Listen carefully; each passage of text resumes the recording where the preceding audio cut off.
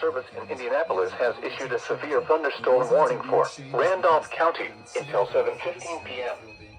At 6:07 p.m., severe thunderstorms were located along a line extending from near Muncie to near Dublin, moving east at 35 miles an hour.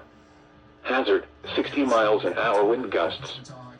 Source, radar indicated. Impact, expects damage to roofs, siding, and trees.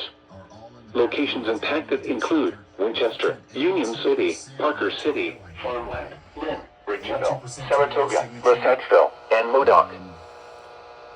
So yeah, by the way, the tornado Andy and Andy both. Now here is the official National Weather